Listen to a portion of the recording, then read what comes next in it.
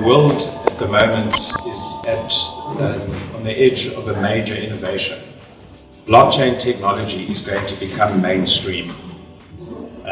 That quote that you gave is right. People have no idea of the wave that's coming. It is going to change the way we do so much. So I've got two agendas, but I think let's get on with the first task at hand, and that is demystifying blockchain. And I think if you look today, a year ago maybe, even if we had the discussion, everybody thought that blockchain was Bitcoin. Yeah. And I think let me spend 5 minutes just explaining what the difference is, because it's fundamental. Bitcoin is not cryptocurrency in its true sense. It is actually a crypto commodity. If you think about it, it is more like gold than it is like money. It costs money to mine it. It's scarce, it's limited resources. The more you mine, the more expensive it gets. What the founder, Satoshi, came up with was a way to come up with digital gold. But digital gold is no more useful than gold if you're selling tomatoes on the side of the road, or if you've got a CFI. You can't run a business where today your tomatoes are worth 100 Rand and tomorrow 10,000 because of the volatility. So what Bitcoin did was it showed the power of a distributed ledger. And I'm going to get into what that's about. So it's not Bitcoin, it's not about cryptocurrency speculating any more than the share market is about the thousands of penny stocks that people punt. No, this is about a fundamental technology that's going to change the biggest problem in the world today, which is the democratization of capital. Everybody, we're not here to provide banking. We have to provide access to money. People don't need banking. What do they need? Money. And what do we need to do is we need to make sure that we can provide money to the people that need it. Small businesses, cooperatives, productive lending. And what this technology does is it allows it to make that happen. So everybody's talking about it because everybody knows that this is the next wave. So there are billions and billions of dollars going into research to make it mainstream. The biggest problem that you have with all of this activity is everybody's trying to be the giant in the marketplace that owns you, the customer. Google wants to own you, Facebook wants to own you. Some of you may have heard about Facebook's launch into the cryptocurrency space, Libra. They have the scale to pull off something like this. But they're the wrong organization to do it. The discussion at Davos last week was, should the central banks introduce electronic legal tender, or should a corporation do it? The answer is neither of those. Who should do it? Cooperatives. We are the missing link to bring sanity to a financial market where everybody's too greedy to act in the common good. It's equivalent to saying, imagine ATMs without SASRICH. In the old days, when there weren't a lot of ATMs, it would have been impossible if you couldn't have gone to another bank's ATM. Yet if we look at all the initiatives that are happening, all sorts of different organizations are going in different directions, and all it does is perpetuate the banking cartel. And we need to break that. And the way to do that is cooperatively. So what is blockchain technology? I'm going to try and demystify it for you. The way banking works at the moment, every bank has their own computer system where they keep the data of your money, the balance on their system that represents your money. If you have two banks in the banking system, each bank has its own infrastructure and keeps your balance behind their firewall. All of the costs and high costs of transacting in this environment are because in the days that banking and ATMs were invented, it predated what? Predated the internet. In the old days, the bank used to own the network from its ATMs to head office, from branch to branch. So when the internet was invented and you now had a single cable that everybody could use, it was open for everybody, they had a fundamental problem. Their systems weren't designed to work on a public network. So the costs and the fraud and the delays in payments is all because fundamentally it comes from a different generation. And it's going to be expensive because every bank is replicating the same technology. Everybody who wants to get into payments is replicating the same thing.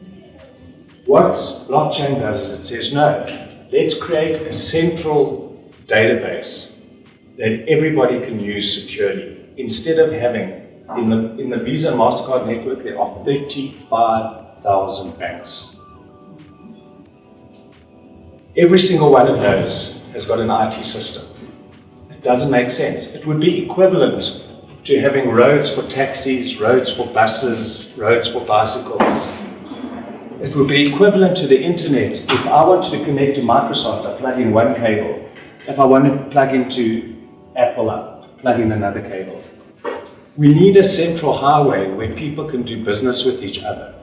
And the way to do it securely is by using the technology that blockchain brings.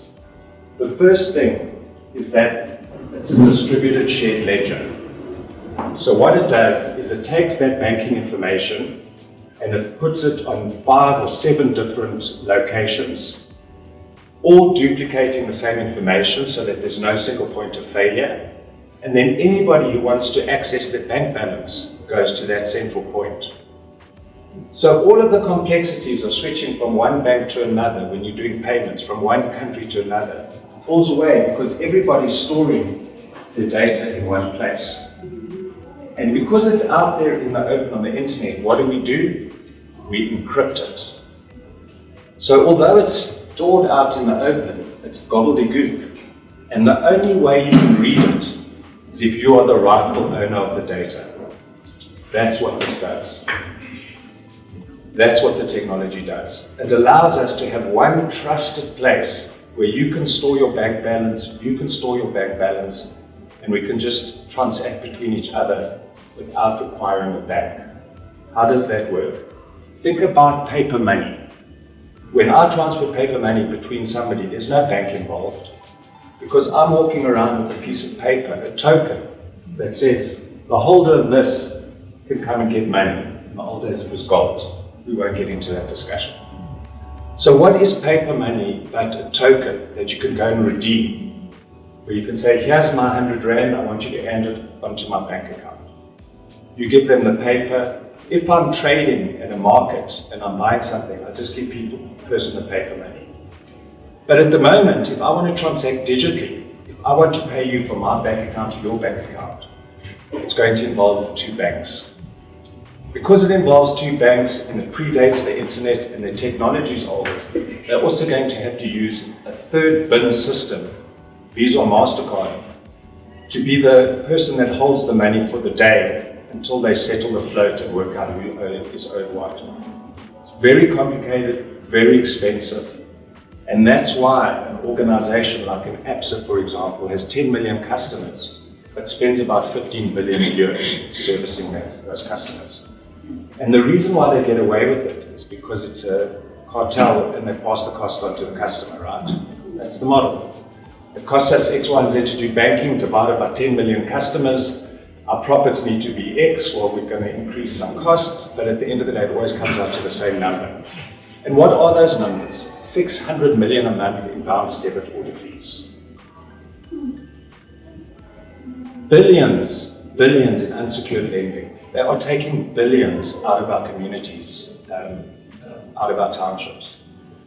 If you walk around here, all you're going to find is KFC and microlenders. That's the world we live in today. It has destroyed our economy. We have to take the power back. So instead of relying on a bank, because you needed a banking license, why do you need a banking license? Because each bank is saying, I take responsibility that when you put your money into the account, I'm going to reflect it correctly on the computer system. And if they don't, the Reserve Bank's going to step in and they're going to take control. But now we don't need the banks to look after the money. The blockchain can do it. The technology can do it. So you no longer need a bank to be a custodian of the money. It now becomes digital money, becomes like paper money. When I pay you with my phone to your phone, the money goes from my wallet into your wallet. No bank was involved. And why is this such a revolution for cooperatives? is now we can take away the biggest criticism that the commercial banks have against the cooperative banking industry. We're a systemic risk. As a bank plugged into the national payment system, somebody can steal the money. Now, nobody can steal the money. Why? Because it's all stored in a single distributed ledger. It's immutable, it cannot be changed.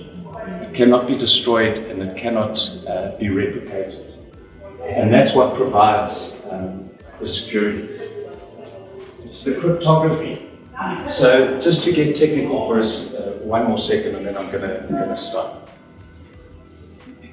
What makes it possible to do internet banking and order something online is something called a digital certificate. You don't know that you're using it in the background, but on your machine, the browser has a certificate on it. When you connect to the bank, all the data in between then becomes encrypted, and only the bank and you, the person with that browser, that computer, can read it. So if somebody intercepts the data, it's gobbledygook. So what is a distributed ledger? It's exactly the same thing, but instead of encrypting the data and then sending it across the internet like you do with your browser, the data is constantly encrypted and it's stored encrypted. So now you don't have to worry about protecting the data. And why is this so important now? Because we don't access the internet and we don't access internet banking and payments with our computers anymore.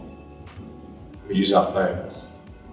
And with phones, an SSL, that digital certificate, is not secure enough. So what blockchain does is it allows us to do secure banking transactions just by using the phone. So the real innovation is that we've now got lower cost because everybody's using the same system. So every bank that's spending 5 billion and whatever, they don't have to spend that money anymore.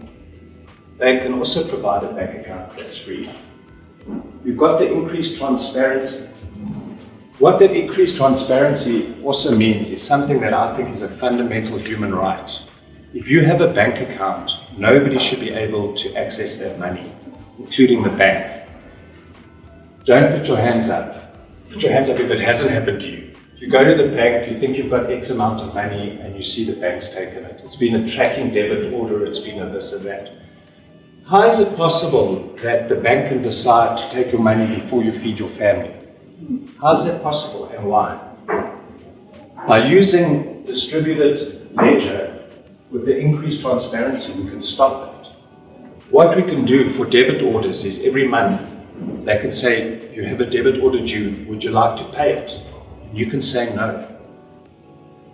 You can say no. Now the South African banks were supposed to introduce authenticated debit orders probably 5 years ago.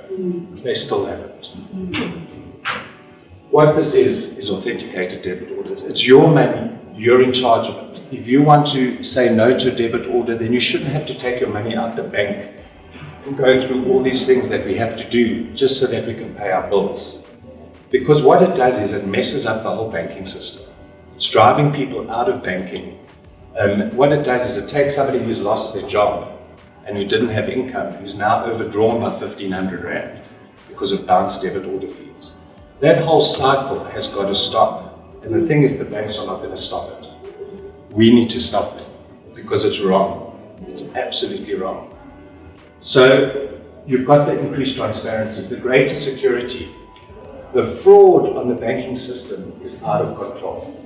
The credit card fraud, the SIM card replacing, because all of these technologies were invented before the internet, it's very difficult to secure it.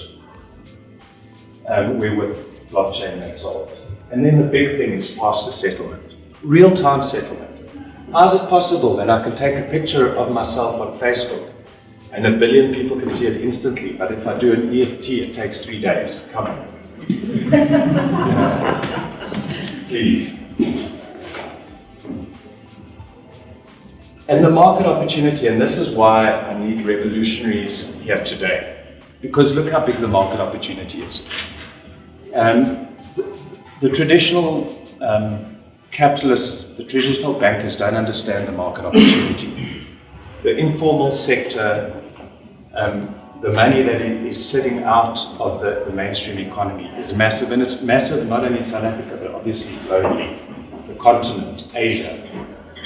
As South African CFIs and as for us, as a South African proudly Gauteng originating company, we have the opportunity to lead the way for the world. Because every country needs this. And if South Africa can lead the way and implement it, this will become a growth industry, just like M-Pesa was in Kenya. Now, we have the right legislation. The Reserve Bank has been testing cryptocurrency, blockchain payments. They've been using it for real-time gross settlements. So our Reserve Bank is at the cutting edge. Our technology, we are years ahead of anybody else. We have world-class partners. We actually have everything we need. And you know what else we have that nobody else has? We have the spirit of Ubuntu, because what we're talking about is Ubuntu banking. And that's what's missing from the commercial banking model. They've forgotten the people. And we need to show the rest of the world that if you collaborate, you can do it. So there is this window of opportunity, and what I am talking today about is tapping into that market, leading the way in that. Can you imagine, we talk about the fourth industrial revolution. Can you imagine South Africa can take the leadership role in the world? Because you can't have committee meetings and committees to have a revolution. The revolution here is going to be to introduce sovereign-backed electronic legal tender.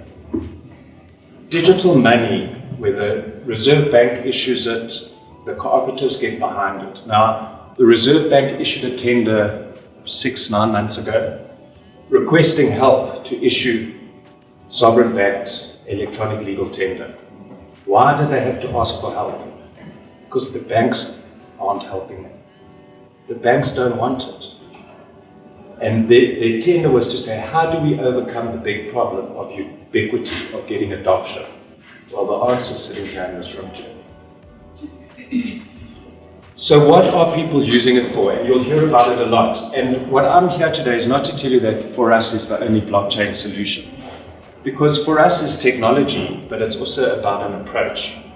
So there are lots of companies who are using blockchain technology, and as on a cooperative basis, we want to work with them all. We want to work with them all to provide solutions. So the big innovations at the moment are in identity. So why should somebody fika themselves every single time you go to a new bank, a new institution? With blockchain, you wouldn't need to do that. So that's a killer application. So we as the CFIs in South Africa, and for us, if we enroll a customer once, they don't have to be enrolled again. So that's the power of blockchain. The other killer application is remittances. So that's people who are working outside of their home country or their hometown who's sending money back home. In most African countries, developing countries, you'll find remittances are in the top 5 contributors to the GDP. Where people are working outside the country sending money back home, and they're paying anything from 10 to 30% to do it. It's insane. With blockchain technology, we can do that instantly for nothing. The same thing for refugee migrants, identity, because now what you have with blockchain is this will go with you. The other killer app for blockchain has to be, if we're going to do a national health insurance system, you can't do it without blockchain.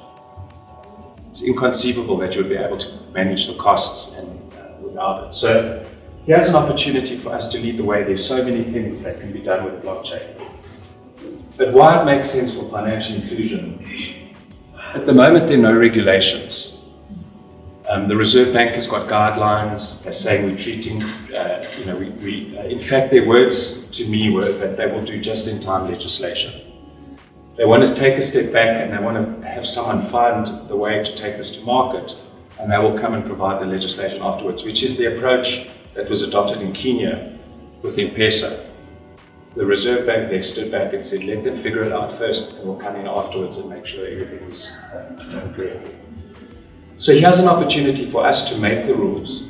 Now the advantage of this is that we don't need to do that reactively, we can do it proactively. And part of the For Us collaborative is that we need to provide our own compliance, our own regulatory environment that works for us. One of the failings of the banks and the Visa and MasterCard system is it only works for the banks. You know, they get their money, their fees are great, any fraud costs the customers money. What we're talking about is creating an environment that works for the whole ecosystem, for the CFIs, for the customers, for the merchants. So because there's no regulation, we have the opportunity here to, just like we did when we did our constitution, so many things in South Africa, we can lay down the world's best practice and we can adopt that. And every year the commercial banks get fined for non-compliance on anti-money laundering and KYC. We can do a better job than the banks. They will not be able to point a finger at us and say we haven't done it right. Because with this technology, we can do it better than them. Instant settlement, critical. Because if you're doing business and somebody's selling a chicken, they want their money, you can't wait 3 days to see if the money's going to come through. No branches, digital payment with low costs and fees. So without a doubt, this is where we need to go. There are obviously risks, and that's the other reason why we need a collaborative and why we need to work together to mitigate those risks. The biggest risk is that it's new. So everybody has something to say about the new kid on the block. But what we did to get to the point where we're now ready to launch this platform is we've mitigated all the risks. We're only using proven technology.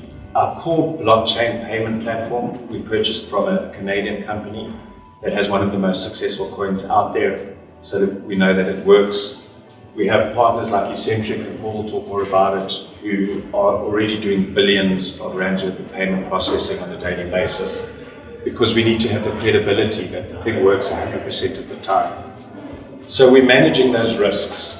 The other big difference between a Bitcoin and any other cryptocurrency initiative that you'll hear in what we're doing is our coins are all stable coins and are linked to the South African Rand in the South African context. Okay, so we're not trying to get people to see values going up and down. No, it's digital money, but it's worth 1 Rand. And what that'll do is it'll make sense for everybody to adopt it, because you understand the value. So I think we're past the experimental stage. We've done our proof of concept. We've rolled out pilots, and we'll talk about examples. And there is nothing here that we haven't done, and not only in South Africa, but all over the world. So there is no more risk. The other thing that we need to do is we need to beef up our balance sheet. And I'll be talking a little bit about that later, about how I think we need to structure this with the cooperatives to actually list this on the Johannesburg Stock Exchange. Because what we're talking about is creating a competitor to the national payment system. What we're talking about, we were talking about raising capital. If we want to get this industry off the ground, we need to raise capital together. We need to raise billions for cooperatives and cooperative SMEs. Otherwise, we're never going to solve this country's problems. So, to mitigate the risk, we've got to have the scale. And the key to that is liquidity, which I'll talk about a bit more. So these are some of the use cases that we're using, and we'll get into it in more detail. Obviously, global payments is the FORUS platform. You can pay anybody anywhere. But things like insurance, syndicated loans, and trade finance are actually the answer for financing SMEs and cooperatives. What we're talking about is a different model of finance where we provide people with the working capital that they need, interest-free, and we charge an administration fee, which makes it Sharia compliant and ethical lending. Okay. So we're using the technology not just to do payments, because it can do so much more. Let's talk about the insurance, for example. One of the hindrances that stops businesses from giving business to a BEE vendor is the cost of failure of delivery might be more than the contract. We need insurance that someone says, okay, I can give the business to that person, and if they don't deliver, I'm going to be compensated. These things can now be managed using blockchain because the technology is so easy to manage. It's not the paperwork that we're used to and filling in forms. It all happens on the blockchain, it all happens on mobile. So I know that today I'm going to be inundating you with a lot of facts. I'm going to skip over a lot of stuff, I think the way to do that is to, later when there are questions, I'll go back to specific things. And I also welcome everybody here to engage with me directly after this, email, WhatsApp, to address all the questions, because it is such a big subject. But I wanted to touch on the point that we're using this for many things to solve financial inclusion. Blockchain itself is not the solution. It's a combination of a number of things.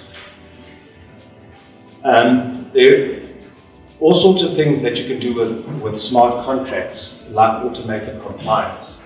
So what that does is it allows us to do, and I think this, and guys sitting here in the Gauteng offices, one of the biggest opportunities that we're working on is to create a platform to do invoice factoring for government contracts. How many SMMEs and co-ops don't have the working capital? They've got the contract, they don't have the money to execute it. That is the easiest thing in the world to fund with blockchain, because we can factor the invoice, we can make sure that when the department pays the vendor, that the finance company gets their money as well. Because all of that can be built into automated compliance with smart contracts. So there's no more officer who has to sign it off, who can be influenced. All of that opportunity to manipulate the system is taken away, which allows a lender to finance things that weren't financeable before. Because the risk, and we're working with Tedfin, some of you might know them, I think they're probably the biggest player in the financing of government contracts. They've done 500 million over the last 10 years. But they've said to us that with this, they'll be able to do 500 million immediately, because they know they're going to get paid. So here's an opportunity where we as government, as the CFIs, we all need to get onto a blockchain solution that we have that allows to fund SMMEs. Can you imagine we can tap into that, what that impact will have on the economy? Can you imagine what difference it will make to departments when the vendors are knocking on the door every 5 minutes for money because they're stuck? Where you can say, no, it's on the platform, go get your funding. And then what we do is we don't give them the cash. We give them the ability to buy the goods from the wholesaler. So we set them up for success. We don't give them cash that they can then squander, and then everybody sits with the problem. So that's the amazing thing about what this technology does. It also allows voting. So as a cooperative, you can now use your mobile. You can say, do we want to build this center? And people can vote. And it's completely automated and completely free of any influence. So blockchain is going to do many things, but payments is where it starts. Just to give you an idea on how big the ecosystem is becoming and how many players there are. And here's an opportunity to understand a little bit of what I'm talking about in terms of the revolution. Do you know what Bill Gates did and why he became so wealthy? He created standards for computers. In the old days, every manufacturer made a hard drive their way, they made a screen their way. What Microsoft did is they came and said, here's a standard for a sound card, here's a standard for power supply. As a result, many manufacturers made screens, and it brought the cost down. If they'd done that with cars would cost under 10,000 Rand.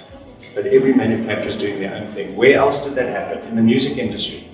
Before iTunes, every record label had their own player. And the only people that were winning were the music pirates. Just Steve Jobs got together and said, no, it can only be one standard. And everybody joined that standard. And the problem is in the payment space. It's like greedy people, everybody's pulling each other down. I'm going to be the standard, I'm going to be the standard. So everybody here is chasing the same thing. Everybody here is trying to find a digital way to exploit poor people faster. I'll give you an example. I applied, there was an ad on Facebook for debt consolidation. So I just clicked on it once to see where it would take me. In the next 2 days, I've got 50 ads in Facebook offering me money. Pictures of people smiling with money to make me insolvent. I think I've won the jackpot. So the people are using that technology, and they're going to just create the next generation of exploitation. But we can stop that. We have the power to do that, because what's the key to this is, what do we have? People. here's an opportunity for us to join hands. You know, in South Africa, when we voted, there were, in the first election, there were 20.5 million eligible voters and 19.5 million people got the job done. Can you imagine we could do that here? We can say to the world, we can collaborate to have a payment platform that works for everybody. And because we did it in South Africa, we can export it to your country. Why not? And the big thing is that if you look at blockchains like Bitcoin, Ethereum, these currencies, they are permissionless public blockchains. So anybody can go to the blockchain and see who's doing what. And that's great for things like Bitcoin. But it doesn't work when you're doing banking, because not everybody needs to know what money is going in and out of an account. So to do that, you need a private blockchain. So what we've done is we've combined the two, and we've created what we call a public utility blockchain. Just like a telephone system is a public utility, and that example, Eskom is a power utility, you can't have 100 power companies. So what we're saying is, for us and the corporate financial industry, is going to act as in the interest of the public and create a blockchain that everybody can use. And the key is for free. Because why should people use us and not Google and Facebook and this one and that one? Because ours is free. And I'll get into how we make that happen. So what you see that we're offering is the Canadian blockchain that's been hosted by Eccentric as a private blockchain.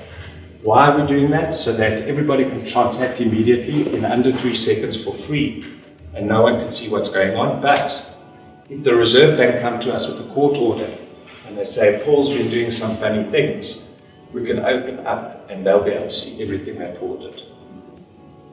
So that makes the Reserve Bank happy, makes the customer happy, and makes the industry happy. And then what we do is we run this as a foundation, which is why you see this For Us Foundation. The foundation picks up the cost of running it, just like somebody has to pay for the roads. And there's certain things that should be free, and payments is one of them. Just again to show you the companies that are getting into this. Please believe me, I've been doing this for 10 years. I would say we're probably 18 months ahead of the competition. I just saw Facebook today is talking about bringing Libra out in 2022. We'll be done by then. So if you look at all of these world-leading companies, For Us is further than any of them, and that's a huge opportunity for the country. I had this slide in for someone who couldn't make it here today, but if you look at the healthcare, if we want to give quality healthcare to all South Africans, we need to be looking at blockchain very, very seriously. Someone was telling me the other day they were at a hospital and they were waiting for their file at a single hospital, and someone died in the queue next to them. How are we going to have it that someone can go to any doctor, without blockchain? Impossible. With blockchain and their fingerprint, they can walk in anywhere and get their medical records. And we have the technology to make this happen. With the majority of the country, right, who technology to the extent where some of them are only coming to terms right now with smartphones and so forth. So what's the strategy to... That's a very good question. That's why we have a card as well that works like a bank card for the transition. So there are people who are used to a card. Now we know a card works because FSS just rolled out 8 million SASA cards. So we know that it's everybody can understand how that works, and that has to be part of the solution set. But I think increasingly more and more people are getting a feel of the technology. More and more people are getting smartphones, the cost is coming down. Cost of data is an issue. And in Sunday's River Valley, where we're rolling this out, we're actually rolling out hotspots to give people access. So yes, it's not as simple as just, for sure, there are some real challenges, but they're not insurmountable. We saw that in Kenya. People were using their mobile phones. There were only 5 million banking customers, and there are 50 million people using M-Pesa. So when there's a real need and a real utility, people will figure it out. But what we've done is we've got a lot of traction on the ground, working with grassroots organizations and carpenters, train the trainer, agents, There's no shortcut. There's no shortcut. We have to get on the ground. We have to do the education. But we can do it district by district. We create a CFI in the area, we train, we get the merchants on board, we get the employers on board. And that's actually the way to roll this out, is geographically. So that's why the students are such a good one. Our objective is to make PE the first cashless city in Africa, because we've got the taxi associations there on board. It's one organization. The university, it's half the town. So we need to, it's something that we need to do. But in India, they've got how many people? 2 billion, 1.5 billion people's fingerprints captured. It's not like it can't be done. But what we need to do is we need to be as organized as we were in dismantling apartheid, because it needs to be done at the same level, at local government, at schools, we can pass legislation and we can have an app. That's not going to fix the problem. But without it, you can't. So you have to do the two combination. And I think that's something that the banks don't realize or won't deal with the reality of that. Good morning, everyone. My name is Deboko. I'm head of cost representation at TSN. Maybe the question I'm going to ask will cover it. And it's so I do apologize in advance for that. As a non-technical representation, there's a lot of technology issues which are here. And then issues like cybersecurity, they have to be taken into consideration. The issue of encryption, as you have already indicated, a lot of high-intensive hardware as well as software solutions that's supposed to be part of the entire process, and also a technology platform where the end users is going to participate in that using their smartphones as we indicated. Now, the question that comes into my mind is that you said the service is free. Now, those who are going to provide this type of hardware and software solutions, how are you going to get the return on the investment in such an infrastructure? Okay, so let's talk about security for a second, because you're 100% right. It is the most important thing. So to address that, we've done two things. One is we're partnering with Eccentric, who have a PCI data center, payment card industry certified data center, that runs to the highest levels of security. It's audited. It's a whole special process. It is the most secure, and they do billions of rands worth of transactions for the biggest supermarket groups and some of the biggest banks. So we've partnered with them and we've made that their responsibility, and that's what they do for a living.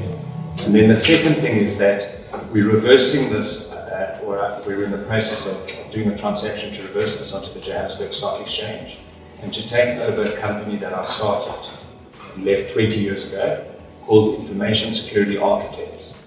It is South Africa's biggest IT security, cyber security consultancy. And what we're doing is we want to take our technology and put it on the stock exchange. The cooperative members will become shareholders using the blockchain. But the company itself is a cyber security business. Who better to look after digital money than the country's best cyber experts? So we take it so seriously that you're 100% right. So we're not messing around. We're partnering effectively with the biggest security company in Africa. They currently secure most of the banks. So security is absolutely critical. And that also puts us above any reproach in terms of competing with the current banking system. In terms of the second part of your question, return on investment. Return on investment. The example I use is Google. Do you know how much money Google makes? Their product is free. When you search, you don't pay Google. The advertisers pay Google. Advertising is a great business model when you have scale. You don't have to make a lot to make that model work. Look at the Please Call Me and how much money Vodacom made out of it. So the key to this is we do make money, but we just don't charge the customer. What we do is we create value by collecting the data and making the supply chain more efficient. Because the other thing that they don't tell you about the informal sector, the unbanked, is poor people pay more for everything. Transport, electricity, clothing, food, airtime. Why? Isn't that the wrong way around? It's because these markets are so inefficient, and largely because of the lack of technology and because of being dependent on cash. So the opportunity once you go digital is we can drive down the costs, we can improve the supply chain. If you go into a township today, you can see where the South African spaza is, the Somalian and the Pakistani. The South African one is going to have the least stock. The stuff is going to be the most expensive because they don't have the know-how, the technology. Now what we can do is we can bring those people onto the platform. We help manage the spaza by giving them a loan that they can buy at the wholesaler. We collect that data and then we see what they're buying and then we get them to buy better. And that's how we make money. So it's a different concept to banking. The old traditional banking model is I will lend you money if you have assets to secure it, which is why we have no access to capital in this country, because all the people who have the money are the ones that get the money. What we're doing here is we're saying we don't have to look at your assets. We're financing your business, and because our system can control it and we can see how it's going, we can finance the business and not the person. So if you've got a good spaza, what difference does it make if you have a bad credit? I'm not interested in the fact that you've been caught by microlenders. Everyone has. Is your spaza profitable? And can I make it more profitable? And can I fill your shelves so that when customers come in, they want to buy them? You can't compete if you don't have stock in retail. You just can't. So these are the things that we need to fix, including the education. And a big part of what we do is also education. Education. Both from an unsecured lending, micro lending point of view, but also basic business. And how does it work? And how do you get your business profitable?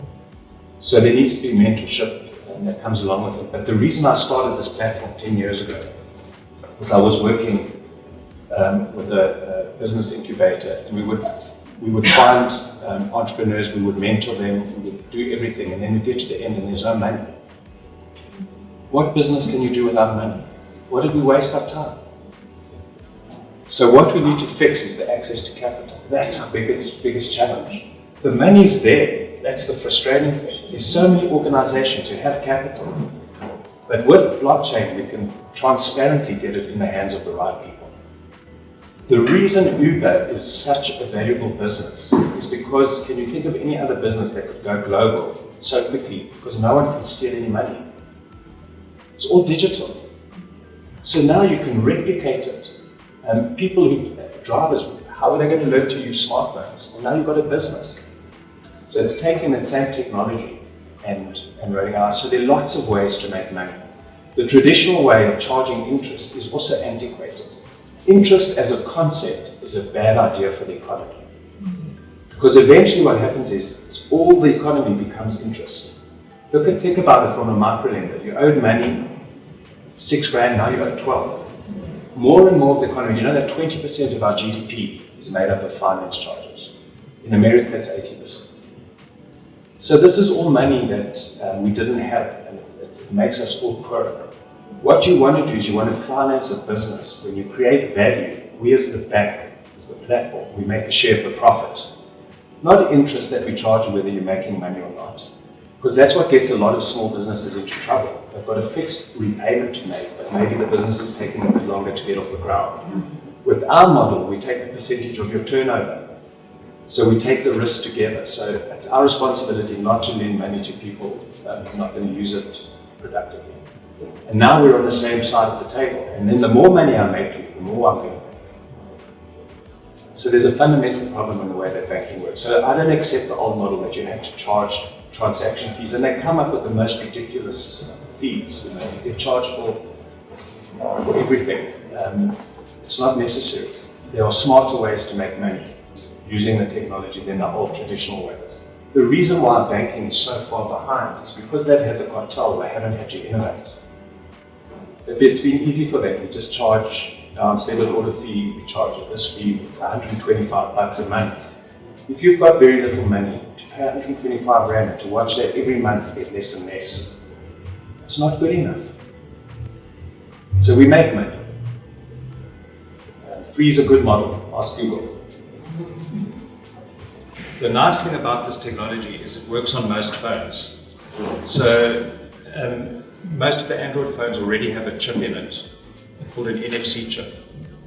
And it'll also work on anybody who has any phone that can display that QR code. So for a business, you'll be able to go to a participating retailer and get a card, open up your account, and you'll be able to use it at any vendor that's got a phone enrolled in our system. So what we need to do is we need to go to the hawkers on the side of the road, we need to go to all the merchants, and we need to get everybody onto the platform.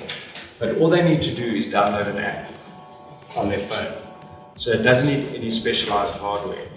The card itself, what we need to do, unlike a bank, where the bank has to get your card to you securely because it's got your name on, with NFC we don't need to do that. So we can put the cards at Spars's, you can just pick it up and pick up your card. So you'll be able to use this everywhere. Paul will be talking about Eccentric and their retail footprint. And I won't steal his thunder, he'll go into that, but they have more than 90,000 retail lanes across Africa. So that's one of the key things why M-Pesa didn't work in South Africa. Because unlike Kenya, South Africa, we have a lot of big box retailers where most of the money gets spent. You need to have a card that you can go into the supermarket and swipe it and put in your PIN code. And we have that card. So it's very, very important that everybody will be able to use it. And then what we're doing, and we need to talk about that later in the workshop, is we need to use the people in the industry to recruit people. We need to recruit the merchants. We need to actually take a city block and you need to get everybody on the platform. But why wouldn't they do it? It's free and they can get paid instantly. So that's on the merchants. As a co-op, what do you need to do? In some of these questions, I'm going to get into more detail in the next session because that's how I talk about, for us, how it all works, the governance, the costs, etc. But just to touch on it, the way that we model that is that everybody just needs to pay 300 Rand to join the cooperative platform. It's 300 Rand per person. 100 Rand of that goes towards the costs of the card, etc. 100 Rand that goes into the Mahala X coin, which is our equity token, and 100 Rand of that goes into ZAR-T, which is our Rand token, to create a float. So what do you need? We need 300 Rand. How many people do we need it from? Ideally, a good place to start would be 1 million people, because that'll give us the traction that we need to get this thing going, and there's absolutely no reason that we can't do it. It's very easy to enroll. So that's what's involved, that's in the cost. It's a once-off fee, and it's not really just a fee, it obviously also becomes your equity stake in the cooperative platform. So everybody who becomes a member gets some Mahala coins, and we take a percentage of the money that we make and we pay it as a dividend to the coin. So in essence, that's cash back. Because it's cooperatively owned, any profits go back to the customer. And also in the model, if you were recruited through a cooperative, through a CFI, through an organization, a percentage of the rewards that we make can get paid to the organization as well. So not only does the individual get to make money, but it's a great way for an organization to do fundraising. So if you as a union get your members to sign up, every time they're using the card and you're making money on advertising, money goes back to your organization. And that's actually a great way it's like a my school program, but it works everywhere. So it really is a great way to drive loyalty. And I think in the unions, there are massive opportunities. Because people have tried this before, to launch a card for this union, a card for that association. The problem was that it was difficult then to get adoption and to get rewards. But because we're all now in a single blockchain, it's easy for us to go to ShopRite and say, if one of our customers come, this is the deal that we need to offer them. The other big innovation in this platform is that there are no fees for the retailers. At the moment, the retailers are paying between 2 and say 5% on all their sales.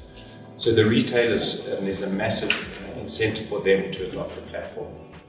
But I'm going to get more into the co-ops in the next session. In terms of the advertising and the privacy, it's a trade-off. You can opt out of it and we won't advertise to you. Our goal, our objective to make you want to be advertised to is to advertise stuff that you want at the right price. Now, when you're just being stalked, like you on Google, and you're getting no value out of it, you realize how intrusive it is. First of all of our data is disaggregated, so we could never figure out who you are. we'll know that you're a part of a pool of African man, 30 years old, who spends X, Y, and Z on, but we never know who you are. But at the end of the day, you'll opt out of it if it irritates you. But if it brings you extra deals on stuff that you really want, that's the trade-off. But there is the option to opt out, and then you don't get advertised to, and everybody has the right to do that, to the law and the right thing to do anyway. Gee, I wish I could read my own handwriting, that would be so amazing. And the framework is only. Yeah, so the whole cooperative, the legislation that we do this under, and I'm going to unpack in the next session. I think it'll make more sense. Let me talk to the 10 years. What have I been doing for the last 10 years? So let me tell you my story very quickly. 10 years ago, I sold my retail business and I had nothing to do. And a friend of mine came and said, hey, ABSA need a card for the agricultural sector. I had no banking experience. I've been in retail and in IT security. I walked into the bank, and within 30 seconds, I could see that these guys were never going to get it right. And what I did was I developed my own payment card. I took the system from the Wanderers Lodge, Wanderers Golf Club, for charging drinks, and I integrated into a payment system. And within 4 months, I had a system that worked better than Visa and MasterCard. And we launched it, and it was under the ABSA brand, it was pass approved, and it wasn't a Visa card. When I saw this technology, I said, hold on a second, this is the answer for the social grants. And I then started working with ABSA on the social grant distribution. We all know what happened with that tender in ABSA. And it was that point that I started working on the SnapScan, the mobile app, and I developed that. I then moved to the States, so we sold that to Standard Bank. It's still in use today. I then moved to the US out of frustration because I could see that I wasn't going to be able to unseat the banking cartels. I tried to launch FORUS as free banking about 8 years ago with ABSA. They sent me packing. So I went to America, and there I partnered with the African American community, where African Americans have the same issues that we do have here about access to capital. There's 6,500 cooperative banks, and only 10 of them are brother-owned banks. The rest are all owned by the same people. So for a couple of years, I worked on creating a payment processor in Atlanta that's owned by a black woman. And today we are doing payment processing mainly for the churches in America. And that is a big part of our adoption strategy. We have 15 million African Americans who will be part of our network. So that the new payment platform is owned by us, Africa, and Africans in the diaspora. I then moved to Los Angeles, where I worked with City National Bank, the biggest entertainment bank, and I developed this whole platform to work on Facebook. So now that we're launching, you're going to be able to sell things using our platform on Facebook. I then moved from there to the Caribbean, where we set up our operation to roll out cashless banking in the Caribbean, and we're busy doing that in St. Martin and Curacao. So I was ready to launch this platform 8 years ago. What's taken me 10? What have I been doing for the last 8 years? I've been building an ecosystem big enough so that the banks can't stop us. Without 100 million people, you're not going to be able to pull this off. So that's the part that's taken so long. In terms of reversing transactions, it's just exactly the same as a check. You can do a refund. So you can't reverse it, you have to do a refund. And that is the trade-off that you have with real-time settlement. You can't have real-time settlement and chargebacks. And actually, so you need to be careful and not make a mistake. But it's obviously, we're not putting in somebody's mobile number that you can get wrong. We're scanning a code. And that's the big difference. So it's not so easy to, send money to the wrong person. We'll show you how it works. You can either use the person's email address or their QR code. So, a follow up on that one. The guy there said the people or the lady people, they are not used to the technology. And if I were to speak of myself as a house manager now, we are a national cooperative. People are scattered in all the 9 provinces. How will it work for me? And not everyone has an email, not everyone has a mobile phone. Some are cleaners in the government institutions, some are low earners like an average, even less than the average, national average wage. So they can't afford technology. So, and again, there's something about the card being issued to the spaza shop. There, to me, it raised a concern for the security of the cards.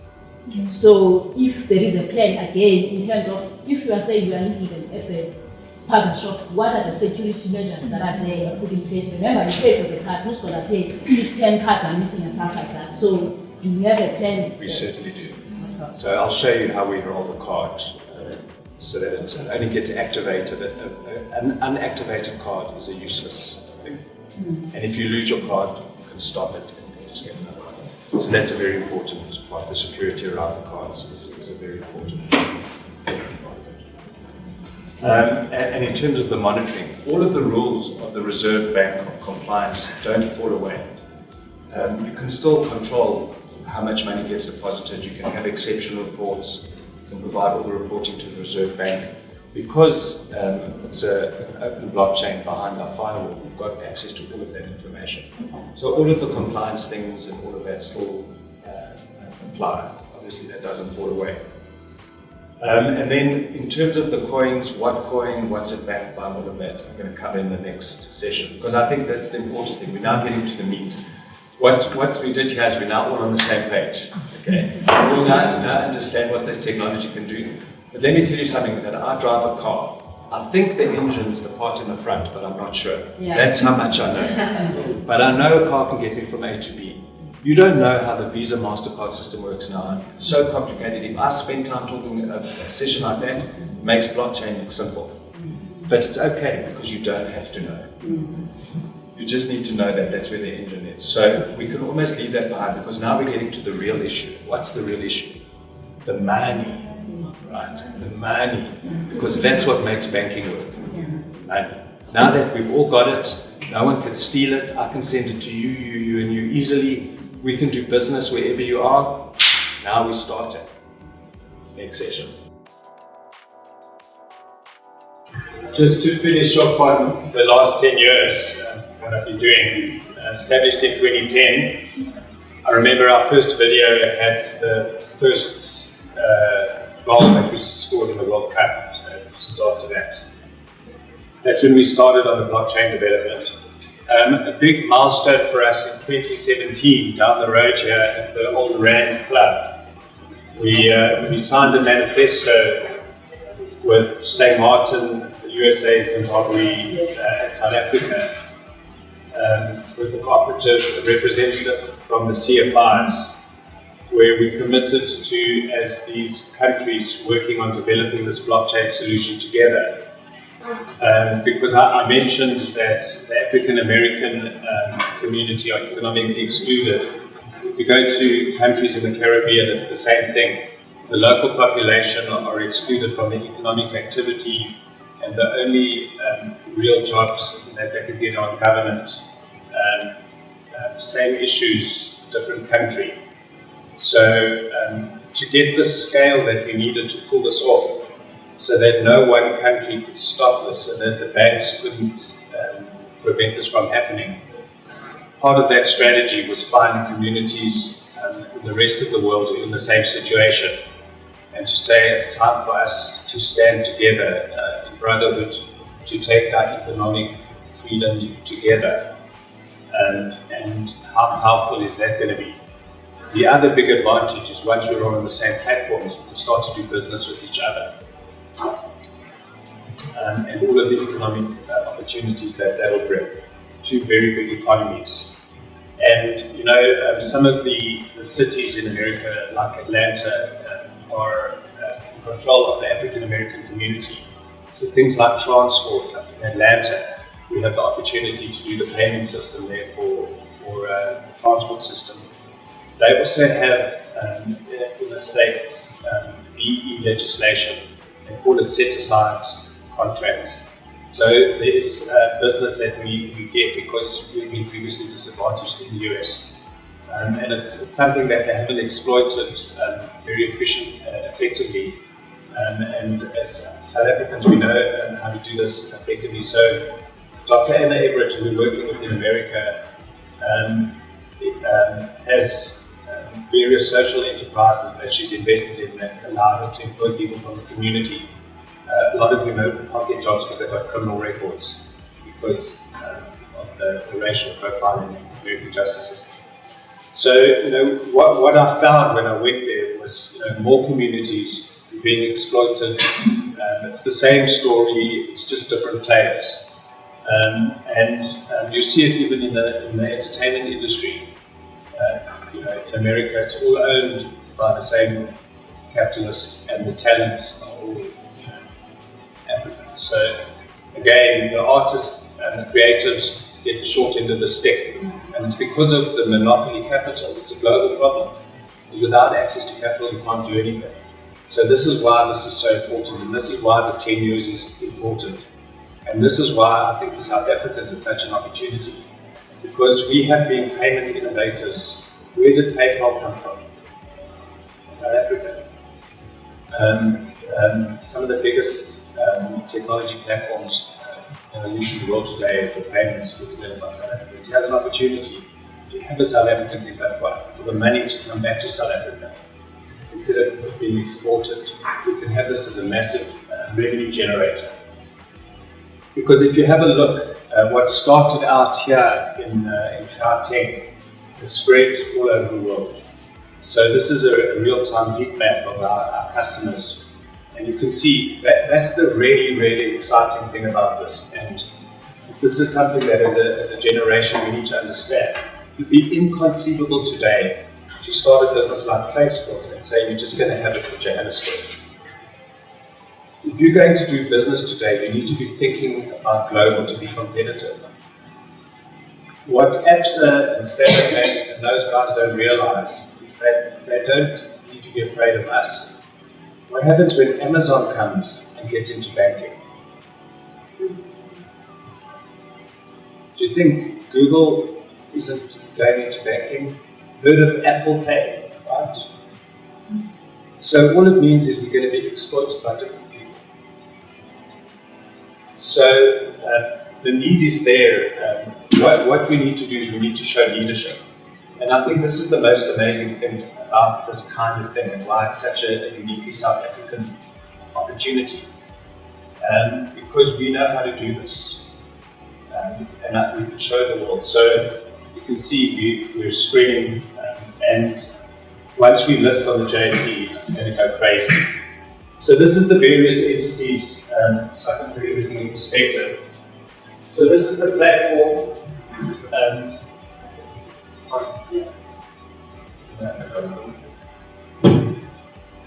So there's first the public utility blockchain, and that's the blockchain that processes the payments. That is run by Eccentric, we'll talk about in a few minutes. So they run the platform, they take care of the operations and make sure that it's at 100% of the time. And they were not chosen by accident. They are the market leaders. I will sleep at night knowing that our systems will have backups, can't go down. This is what they do for a living. This is what they specialize in. So we're taking that risk off the table. We have our equity tokens and our stable coins. So let me tackle that one quickly. So the African Wealth Fund is the organization, the fund that has issued the Mahala X equity token. What is an equity token? An equity token is like a share certificate. If the African Wealth Fund was listed on the Johannesburg Stock Exchange, you get a share certificate. Why are we using Ethereum tokens instead of giving somebody a share certificate? Because what we can do is you can put those tokens, those shares in your wallet, and we can have 100 million shareholders. It doesn't cost us anything. We don't have to send out circulars. We don't have to comply with ridiculous JSE requirements. And because we're using blockchain, the dividends will get paid to everybody who's got coins in their wallet. So what we're able to do is achieve what a share is supposed to achieve. If you're a shareholder in a company and we were paying dividends, depending on the number of shares that you have, a check would arrive in the mail or an EFT would be done and you will get paid for your dividends. So what we're doing is we're replacing the stock exchange with the blockchain. Now this, ladies and gentlemen, is going to become the replacement to the Johannesburg Stock Exchange, because you no longer need a stock exchange. Because the individual is investing directly in the company. You don't need an intermediary stockbroker or a stock exchange to hold the paper. Just like when cash changes hands, digitally I can give you the share. So everybody who signs up and joins our platform becomes a shareholder and gets some of these coins. It's part of the African Wealth Fund. Now we've put that in a separate company. Why? Because the JSE hates this. Go figure. Blockchain is going to replace the traditional share markets. It's too expensive, it's too slow, and guess what? On our system, you can go onto the blockchain and see how much money we have in the bank. You can see the actual financials in real time. On the Johannesburg Stock Exchange, there was a company you might have heard of called Steinhoff, and their numbers were bull. It was an absolute lie. And how many companies on the JSE do you think the numbers are bull? Lots. So this technology is replacing that. All of that stuff comes from a different era. Do you know who owns Straight, who do the processing of share certificates? It's called dematerialization of share certificates. So when I buy and sell shares, they're the ones who control who owns it. It's owned by the Johannesburg Stock Exchange and BankServe. Who owns BankServe? The banks.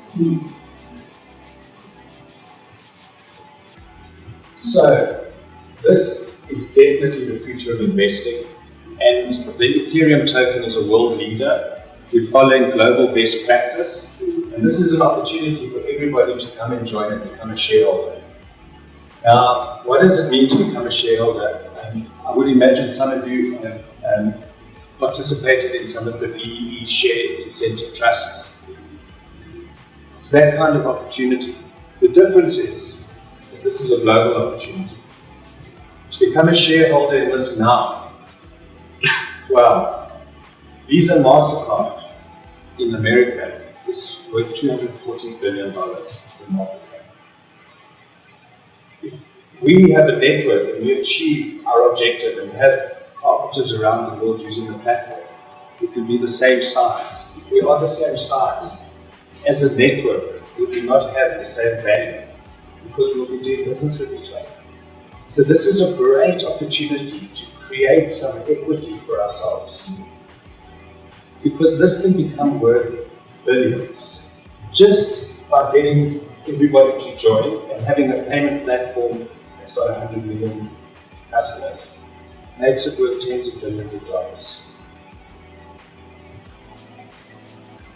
So if we can get 19.5 million people to vote, surely we can get 19.5 million people to sign up, if we really wanted to. Because actually that's what we should do. My dream is to have this like the vote, because it's actually that important. Because if we could get everybody onto a digital platform, your biggest challenge is time. The longer it takes, the harder it is. This is something we should get done, because it's just the beginning. But if we got it done, we would be the world leaders. People would set up technology businesses in South Africa just so they could test them here. Our universities will bring experts from all over the world. People will be investing. This could be the next gold industry for South Africa. Why not? Who's going to do it? If not us, who? If not now, when? So that's what that point is about, because now we all become common shareholders. We become an economic block. The ZAR-T is the fiat-backed electronic tender. Now, the Reserve Bank would like to give the tender at their own name. I don't know what they plan on calling it. Maybe the spring buck, I don't know. Probably not. But in the meantime, we are not waiting for the Reserve Bank. We are going ahead. Based on the advice that they gave us, which was go ahead, we'll shout if you do something wrong. So we're going ahead. If they want to change the name, if they want to issue it, we'll give them the keys. But if we wait for them, it's not going to happen. So ZAR-T is the token, and it's very, very simple. If you have ZAR-T in your wallet, it's like having a rand. You can go to one of the participating merchants and you can cash it out for notes. You can transfer it into a bank account. It's no different to any other wallet, any other bank account where you've got e-plus. So the backing. So It is different. Yes. The difference is it's 100% backed by cash deposits. So technically what that means is we're not a deposit-taking institution. We're no different to somebody who's giving a voucher that you can then come and redeem and get your cash back. Because we will never issue more ZAR-Ts than money that we have in the bank. And what that does is it takes out the systemic risk for everybody that somebody's money can be stolen. And that's going to solve the trust problem. But we're going one step further. And in terms of the government's policy on financial inclusion, one of the big things missing from the South African banking system is deposit insurance. In America, up to $100,000 is guaranteed by the FDIC, Federal Deposit Insurance Corporation. If the bank goes insolvent, there's an insurance policy, your capital is guaranteed up to 100,000 rand per bank account. In South Africa, nothing. If the government chooses to step in, then your money's safe, and if they don't, then it's not. And sometimes they do, and sometimes they don't. It depends how big the bank is that's in trouble. When African Bank got into trouble, they stepped in. When Regal Bank got into trouble, they didn't, and people lost money. They're under no obligation to step in. They want the South African banks to institute deposit insurance, but the banks only do it because they're going to have to pay the premiums. What we've done is we've said, no, it's 100% backed and it's insured, because that's what's going to give people peace of mind. So if you see the money on your app and it's in your wallet, even if it got hacked, your money's guaranteed and insured. So that's what ZAR-T is about, and it's all about providing that trust. I mean, so who can control that money? Just you. Yeah, so The bank can move your money on this platform? yeah, so obviously on this platform, we're in control of the deposit. So that's a money in your account that only you can move in. We can't take it, the bank can't take it, the debit order can take it, so I could steal your card. And the only way money can get out is if you put in your PIN code and say, pay this person. If I request a payment, it will say, Sunny wants to get paid. Put in your PIN code to authorize it and use your finger.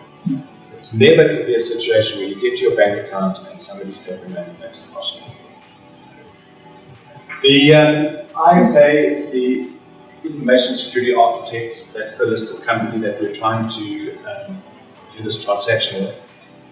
And we are talking to one of the telcos about partnering and partnering with the cooperative industry.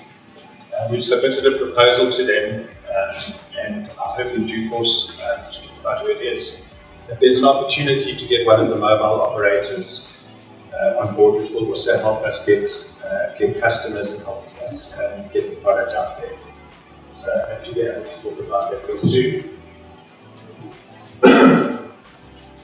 So the last sort of piece of the puzzle is the Mahala TV, which is our advertising. It's the marketplace.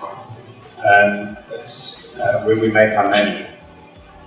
So I have a theory about why China was so successful. And the reason was because of Alibaba. Single reason. Do you know that Alibaba is bigger than Walmart and Amazon put together? So what was the innovation behind Alibaba? It gave American businesses the opportunity to buy Chinese products because they had an e-commerce platform. And what did they have? Escrow payments. So you could order your goods from China, the money would get held in escrow, and only when the goods were delivered and you opened it up and you saw it was what you ordered, did you release the funds. Game changer. Because now, all of a sudden, you took the risk. I wanted Chinese so cheap, but so they didn't have to take the risk. That's it. That is the difference between America and China. In America today, you still can't sell products to Chinese customers. They haven't solved that problem. So here we have the opportunity to create the Alibaba for Africa and get all of the people to use a trading platform. And that's what the concept behind Mahalo is. Because I don't know if any of you have done business cross borders, but if you think payments can be difficult in the country, oh my goodness. Getting money paid across countries, first of all, it can take anything from 1 day to 5.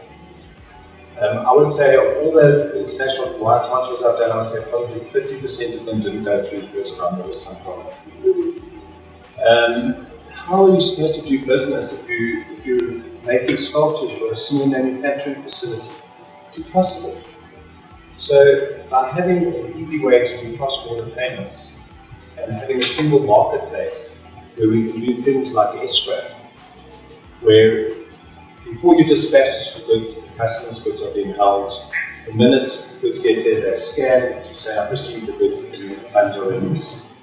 Can you imagine what that would do for small merchants? Because now you can trust, you can take the risk of buying from a small merchant and they can take the risk of supplying. You asked something about chargebacks, reversals.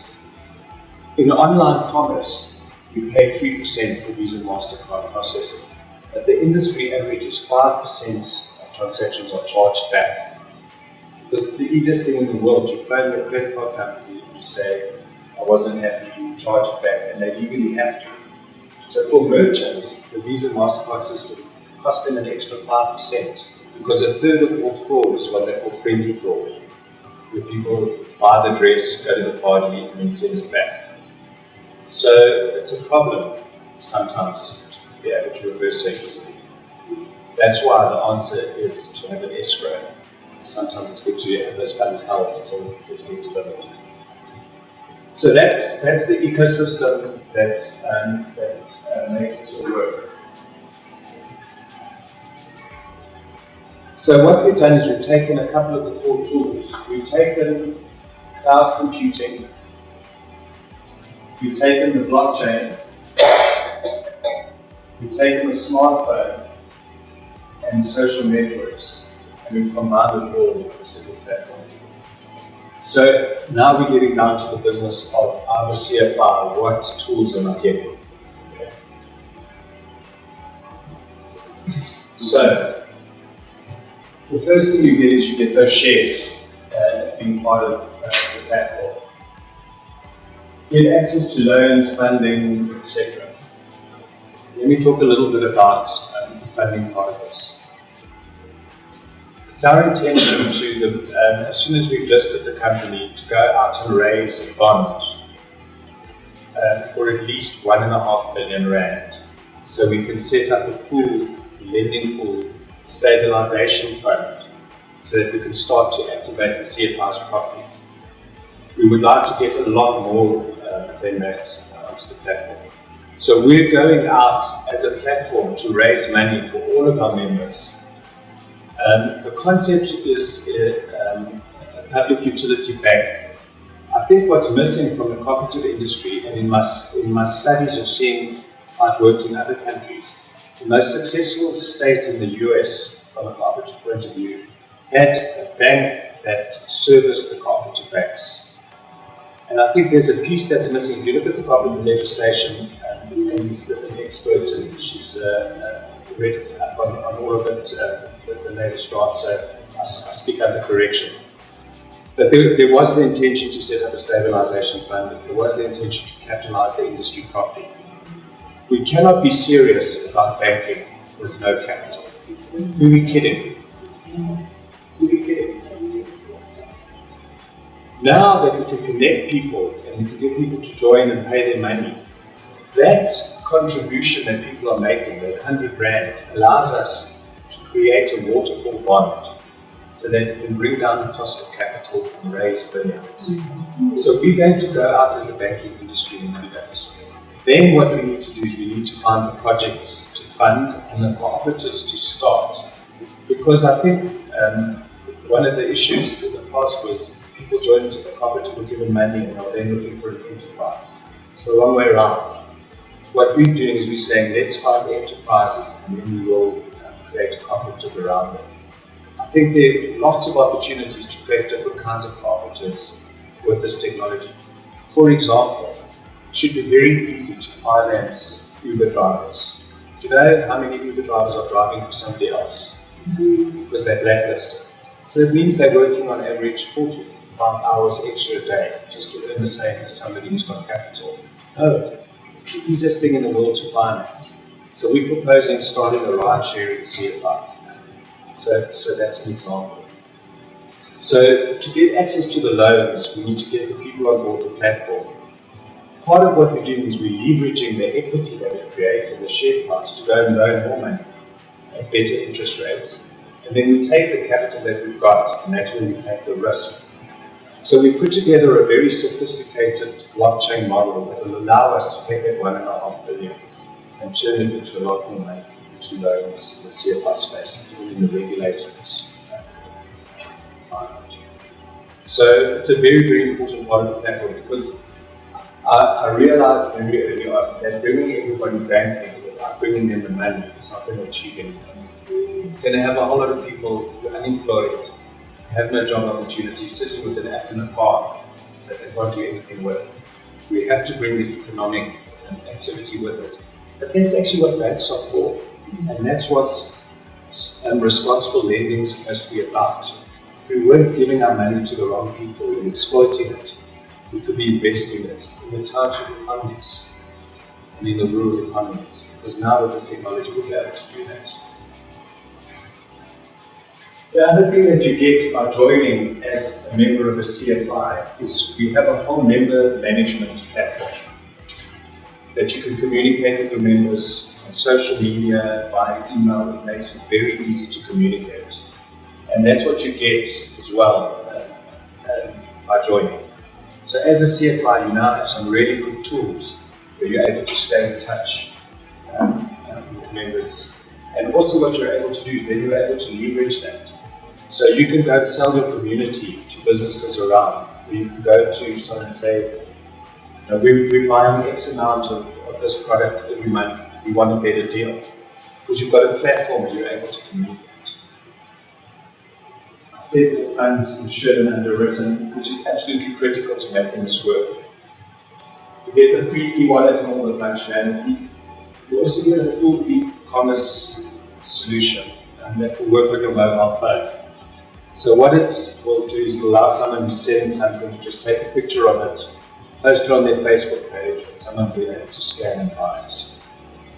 So what we're going to be able to do is bring more and more people into the digital economy. But all of this presupposes that we've got digital money, because we have about 1/10 of the e-commerce market in the US.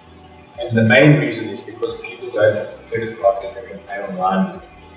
So just being able to introduce that is going to change things. And then obviously pay and receive funds anyway. So this is what we're offering the CFI. The equity is we're going to use this to create wealth for everybody. Access to the loans funding, the entire platform, the marketing, communication platform, and the payment platform. Insured and underwritten, with all of the functionality that you need to pay each other, to be able to do business. So really we bring all of that, brings all the elements together in what we call cooperativism. And let's take a moment to look at that word, cooperativism. What we're saying is that if you look at what rebuilt the American economy after the war, the German economy, Vietnam, we've been working in the East, it's cooperatives. We have to get this right because the profit motive, pure capitalism, has resulted in this being the most unequal country in the world. The most. And when you do that, it obviously gets worse every year because poor people are paying more interest and the rich people are earning more interest. I mean, really, if that isn't a disaster waiting to happen, then I don't know. It's time to wake up, sons. Got to wake up. So this is about saying, but then we can't ignore the capital. They have the money. They asked Willie Sutton, Willie, who's a bank robber, Willie, why do you keep robbing banks? He said, because that's where they keep the money. We can't fix this country and ignore the people who have the money. So they need to come onto our platform. So that's why we're saying it's cooperatism. You might be a socialist and disagree with the capital markets and listing on the stock exchange. I'm going to challenge that and say, hey, so we've got to beat them in the marketplace. People must use our bank because it's better, not because it belongs to the community. So if we're going to compete with them, they've got money. They've got budgets. So we've got to be the same. You can't run this like a charity, like a non-profit. You need to be a bank. You need to be better than them. So what we've done is we've got a couple of cooperative initiatives underway. One is in the Sundays River Valley, where we are working with the community. It's a community that's been under strife. There are 150 wealthy farmers who sell 1.5 billion rand worth of oranges every year. And there's 65,000 farm workers who earn 5,000 rand a month for half a year, and for half a year in nothing. So there was conflict, and we got involved in the economic development and to see, can we take this community, provide them with the tools that they need to make it economically active. We need to create a viable economy for those 65,000 people, and it needs to be there all year round. The way to do that is to roll out this digital platform, to provide the liquidity, to provide the mentoring, the training, working with amazing organizations who have been doing this for years and fantastic at it. And that's the model. We've got to roll it out community by community by community. There's no shortcut. There's no shortcut. And we have the digital tools to do it. So a lot of this can be done with digital training. We've got to use the technology. We can bypass what they used to do in old days. The other one that I'm really excited about is the student cooperative that we're getting going in the tertiary education institutions. Because who better to do this than the students? They get mobile, they get digital. You don't have to convince them about Facebook. So, and I think that there's an opportunity from a cooperative point of view. Our marketing campaign is #OwnIt. And I think that what we could do as a cooperative industry is we could do a lot to change the perception of cooperatives, to start a few big mainstream cooperatives. A student digital could have 2 million members who have the highest disposable income in South Africa. If we could pull something like that off, we'd become a CFR with some real teeth. The other one that we're going to be launching is one for merchants, in other words, businesses. SMEs, MEs, E's, anybody who wants to be a merchant who receives payments is an ideal common bond for a CFI. And what that means is you get the opportunity to create a bank for SMEs. So we can provide you with the tools that you need. Things like point of sale applications, things like working capital finance, things like advertising. Because the nice thing about a digital platform is when someone swipes their card to fill up with petrol, I could advertise the spaza shop around the corner. Because I know that they've got too much stock and it's on special, because it's all digital. So it gives me the opportunity to bring smaller merchants into the advertising marketplace.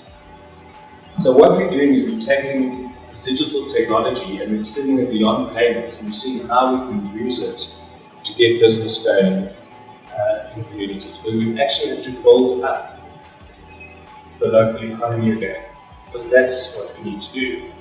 if we want to change things, that's the only way to do it. We've got to take it community by community. The other thing that I think lends itself to cooperatives is worker-owned cooperatives. And with a platform like this, it becomes very easy to do. Is there any reason why we couldn't take half a dozen of the top franchises in South Africa and make those stores cooperatively owned? Where's the risk in financing that? Because what we do is we put our system in, and then every time a customer swipes their card, we get our 3%. So there's no risk in financing. Where's the risk that the business is going to be successful? They've been there for 5 years. I've got their bank account.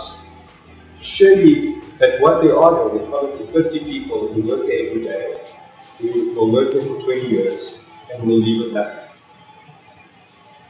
With this technology, we can go to a business, we can put in our system, and we can make staff shareholders.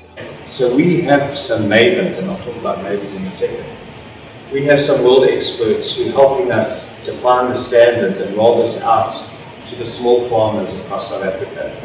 Because if they do the traceability right, they can export their goods and get the right market price.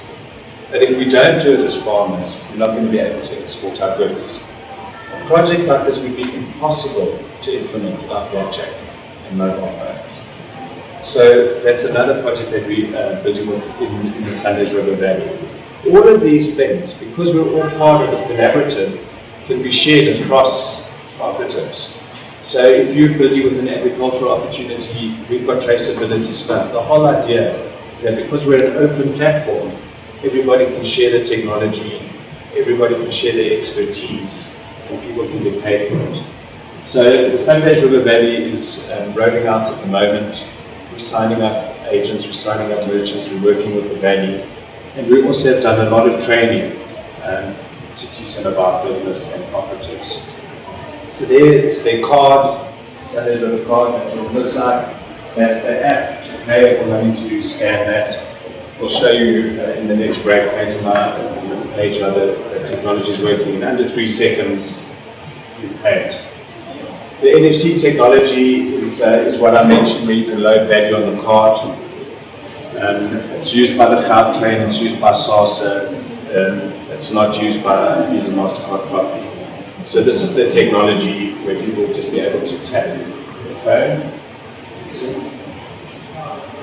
I mentioned that we're rolling out data access. I think this is something that's relevant to what we're talking about, but it's actually relevant to everything we're doing in South Africa. If we want to be globally competitive, we need to be connected. When I spend time in Thailand, people are online 6 hours a day. Part of rolling out a cooperative banking platform is it gives us the money to roll out the infrastructure for internet access, which will allow us to do education and banking. This infrastructure has to be rolled out. If South Africa doesn't get connected, we're not going to be able to compete. So this is a great way that we're able to pay for that. Just a little bit more on the fiat currency-based digital wallet. What it means is that every person can have a wallet on their phone. If you lose your phone, you can reinstall the wallet. You have secret keys. You can also secure it with your fingerprint. And it also allows us to do geofencing, so the ZAR-T will only work in South Africa. So to make the Reserve Bank happy, the reason why they're so unhappy with blockchain is that with Bitcoin is that people can send money overseas. With ZAR-T, it's geofenced. And yes, a whole lot of features that you'd expect in a digital wallet. The whole idea is that we're going to make it better value than cash. You'll be able to use it anywhere. You're going to get promotions and royalties and deals. Ultimately, we want to get people to stop using cash and move to a system where we need people to learn new technology. It needs to be better value to them than cash. And that's not that hard to do. Because we can bring down the costs, because of the value of the data, because of the advertising, we can make it compelling. You asked about the NFC card. The card has no data on it. So what you do is you take your card to a merchant and you tap it in, and they put in your phone number, it links it to your wallet. So unlike your card at the moment with the Visa MasterCard, because if anybody gets your card, they can do transactions. All they need is the number and the 3 numbers on the back. That's why the bank has to spend 500 Rand to have the card delivered to you, or you have to go into the branch to get it. It's because the Visa MasterCard system is fundamentally flawed from a security point of view. Because all you need is the card. No passwords required.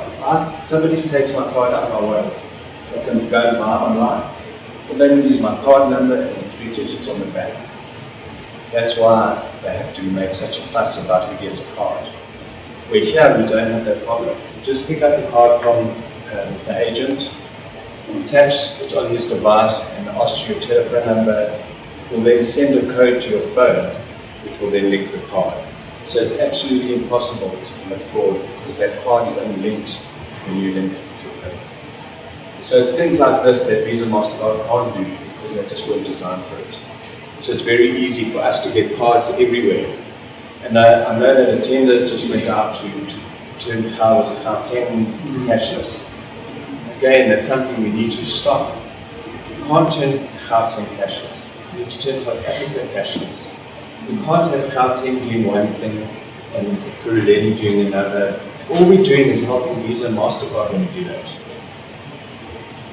We need to take a step back and say, no, it's not the way to do it. We need to take control of our money. I mentioned the digital marketplace. More and more business is being done online, on social media, Facebook, places like that. Again, if we don't have a platform that's can take the man in the street and allow him to do e-commerce, we haven't solved the problem. The stats are amazing. I think the number was that e-commerce businesses are 3 times more likely to be successful than a traditional brick and mortar store. And there are all sorts of businesses that could be selling online out there in the townships where they could be using their phone, manufacturing stuff and selling it online. It's so much easier now that we have this platform. So that's something that people need to think about, what products they want to sell. I mentioned that the education ecosystem. What we do is, instead of giving people money and having them lose it, and then we have to write it off, we rather invest in training so that people are successful, so that they don't lose money. So what we do is we insist that people get that education before they get the money. And it's an ongoing mentorship process. We want to set people up to be successful. We don't want to give people money. It doesn't help anybody if somebody loses money, least of all them. So it's a very, very important part of it, and we've got a lot of tools and a lot of companies who are getting on board on the platform to provide us. I think this is the important thing. I don't know if some of you saw the Facebook group, #I'mStaying. Well, that doesn't help anybody. I want you to hashtag I'm investing, okay? Because it doesn't help you stay and you send your money. And that needs to become the hashtag for the CFIs. There's no foreign direct investment. We need to invest in ourselves. And then they will come and invest. So we need to take the step first. And I think my biggest call on what I want from you guys, we can't do this on our own. This is a collaborative initiative. I've done my bit, we've built the platform. But it's an invitation to say, come and stand alongside us and make it happen. Because this is the kind of thing that only works if you collaborate. And if you look at what's going on out there in the market, with banking, with the economy, where it's at, this is not only the only option, but it's the best option. We've had teams working on this for 10 years, and the way that we've managed to build it, the way that I've managed to build this is, a couple of years ago we started the Maven Network. And the Maven Network is really the cooperative that runs the FORUS platform. costs $1,000 or 15,000 rand, and they're only space for 2,500 neighbors. People who have joined, and we do it by invitation. We're not trying to exclude anybody, but we want to make sure that we have 2,500 of the brightest, most open, most aware people to navigate us through these waters. Not Facebook, not Visa, not AT&T, not Vodacom. 2,500 people who are smart, who know that cooperatively you have to put your own money in, because that's how it works. And everybody who's involved has really got involved because they're involved in cooperatives and they're involved in a platform. They want to use the platform to help build their business, their practice, their training organization.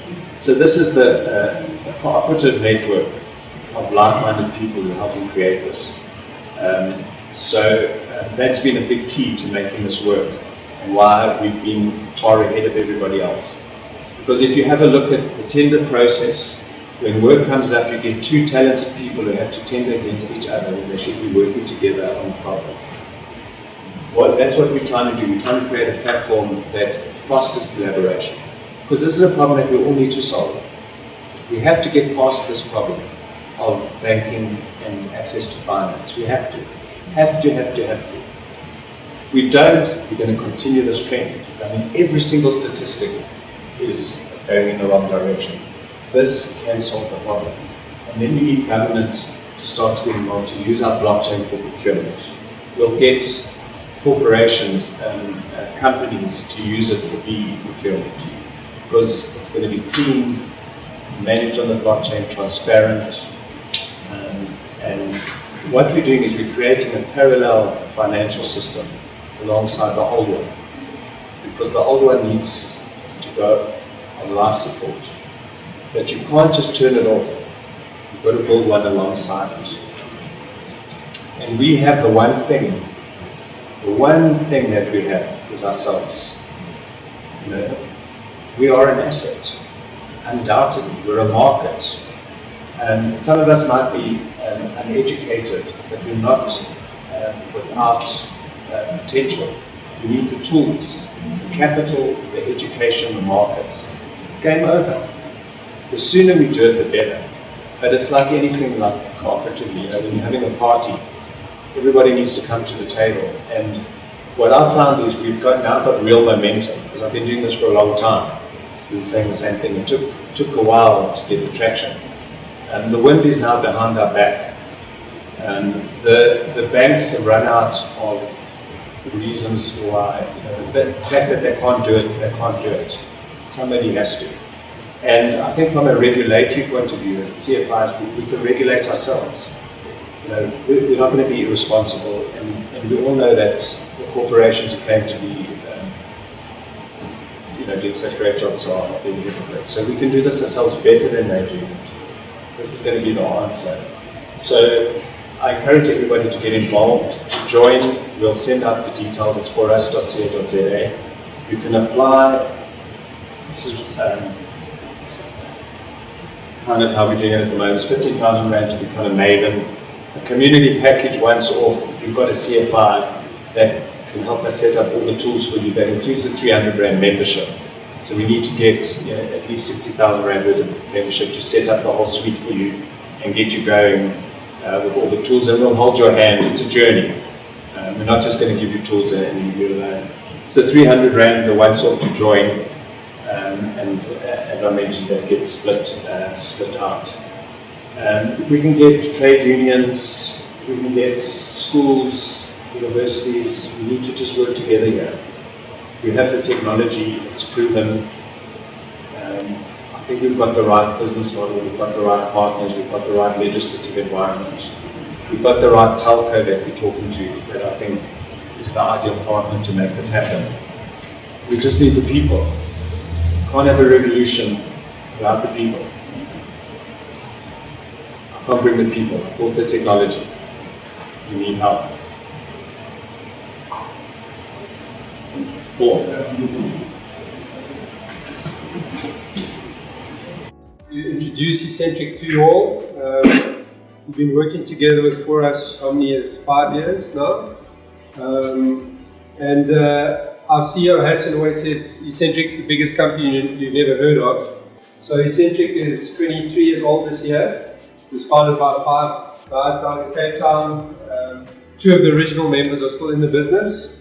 And the main shareholders in Eccentric are Standard Bank of South Africa. And then the other one is a company called FSS. Now FSS are a massive global player in the payment space. So what it enables us to do is have a big global footprint. But also FSS is a company we recently replaced the SASSA cards in South Africa. So I think they issued 8 million cards in 5 weeks. So there's a real good technology base and platform that we can leverage for us and to enable payments. We're totally bank agnostic. And one of the things, we've obviously dealt with all the big banks, but we've also seen that the climate is changing, the landscape is changing in the payment space specifically. And so things like blockchain projects and new technologies, we've aligned ourselves with that because we see it as the future. We currently process at least 20% of South Africa's card transactions on a daily basis. And we've got over 5 billion transactions reconciled, 3 billion transactions switched. We process over 800 billion rand. We've got 3 data centers spread around the country, so it makes it secure. And our head office is obviously down in Cape Town. These are just some of our clients.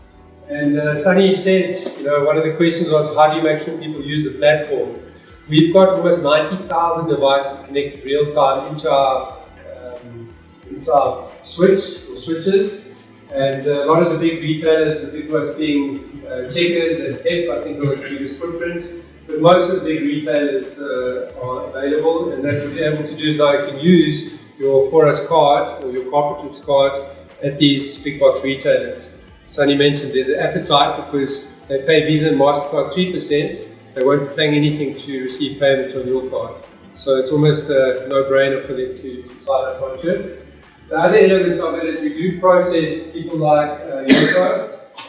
These Yoko devices a lot of the merchants are using. We're also going to be doing flash payments, which is Pepco's same device. Ikoka is another one that we process. And so a large bulk of the informal market we already have a nice footprint in to be able to enable the card on. So that's our customer base. We've got a couple of elements to the business. The one is switching, which is really just making sure money gets to where it's meant to be.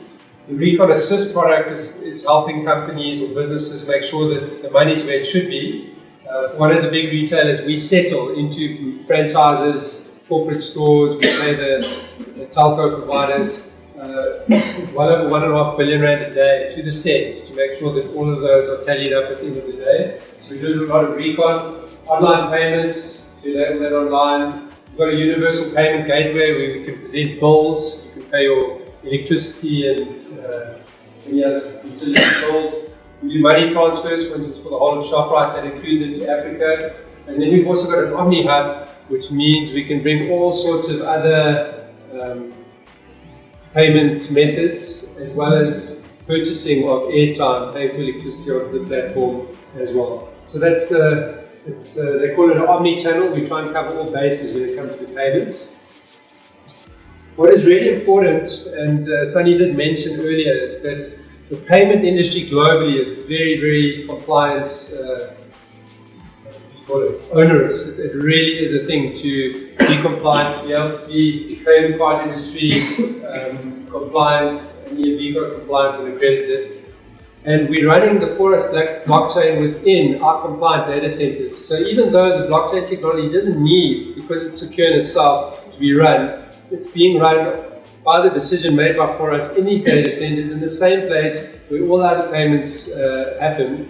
And what it does, it brings trust to the platform, because now banks, telcos, investment companies, and financial institutions can deal with us because trust is inherent because of the qualifications that come with it.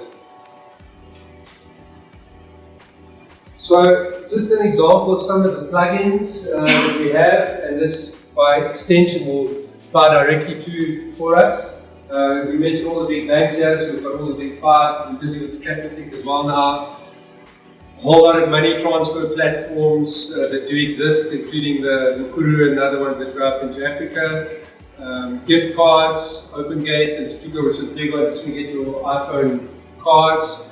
Payat and EasyPay are the two biggest bill aggregators, so if you want to pay your electricity, we've got that covered. We've tied it to many different ticketing platforms. You can buy your airline tickets, in-store cards, although I'm not sure you can accrue loyalty and do a deal with them. And then your airtime, which is really important, prepaid electricity, and also your e-tolling and Sanro. So just so that it's not lost on anyone what this means. They've got impressive customers. That's not what this means. What this means is all of these customers can become FORUS customers like that. So, and if your CFI wants to buy MTN airtime, you can enable it immediately. So this is our secret sauce. This is why we're going to win. Because now everybody can plug into us. We don't have to plug into everybody. So this is going to make us available everywhere. Anybody who wants to get ZRT or use it or pay it or have an account will be available everywhere. And that's the secret. You don't have to wait to go to every store, knock on everywhere, and sign up for us. Just as an example, this took 22 years to build all these links. You can imagine the amount of effort that's gone into it.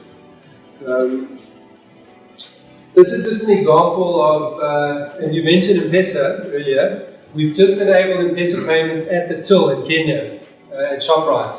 So if you didn't use M-Pesa, let's imagine you were using a ZRT payment at a till at any retailer of your choice. With the existing PIN entry device, what would happen is you would either show your card or use your mobile phone to make a payment. And then through our switching, we've got various ones that can happen. We'll give you access to airtime, your value-added service providers, to the various hosts and banks. If you wanted to transfer money into your ZRT, you could do that. And then linking onto your cryptocurrency, which is those are built in, bearing in mind that we'll be hosting this in our data centers. So both these coins will be directly available. So it really just does mean that your customer at the end of the day will either use a QR code, you can even do USSD for non-feature phones. One of the questions was, I think not everyone has a smartphone. Although I think the statistics will surprise you in South Africa, the uptake is extensive. And we've got other payment methods too that we can use to make it easy for people to make payments. So that really is kind of the network and the various components. In essence, your acquiring bank would be replaced, and that would be your CFI issuing the cards to your members. And that is what we're offering and making possible. How it works, like Sunny said, is actually irrelevant. It's quite a complex process.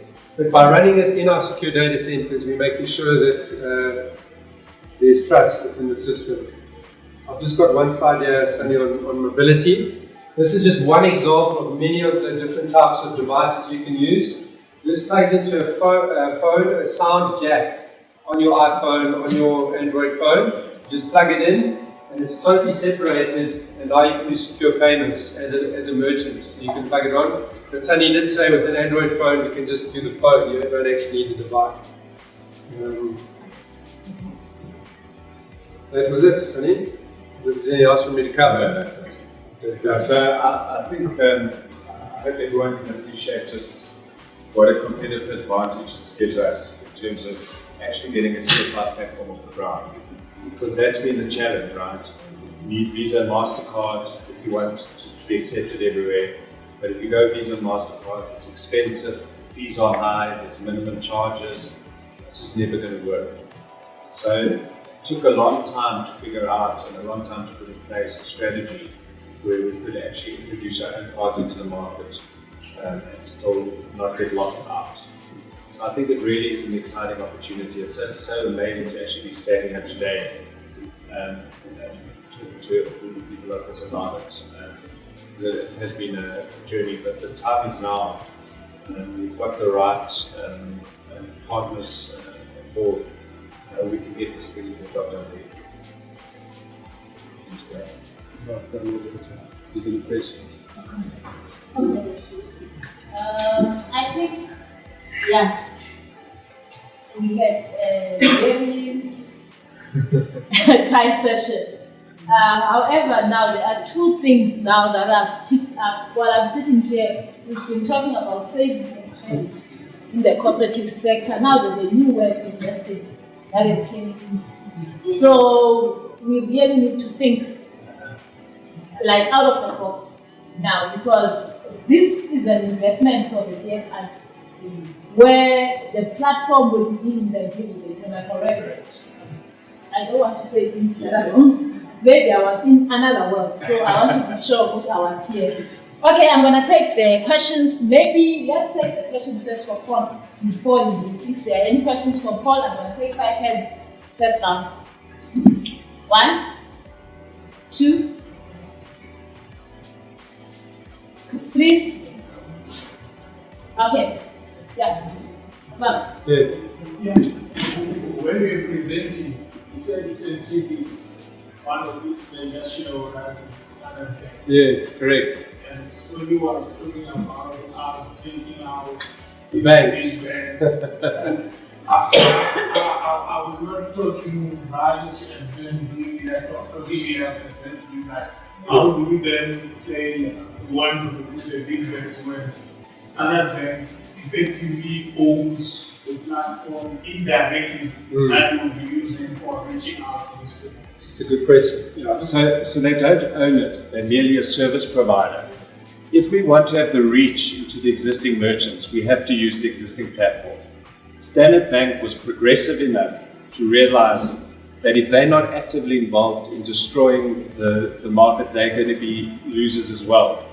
So yes, we had to partner with someone who had the infrastructure, because otherwise we're completely locked out. Standard Bank was the only bank who was prepared to do it without an equity stake. They have no percentage. We have an agreement with them where they're running the platform on our behalf and we're their customer. So there's no equity interest. And the other thing is they were the only bank who was prepared to do it on a profit share. They're getting a share of the advertising revenue. So it's a very fair basis. And I think they're one of the most progressive organizations in terms of destroying themselves.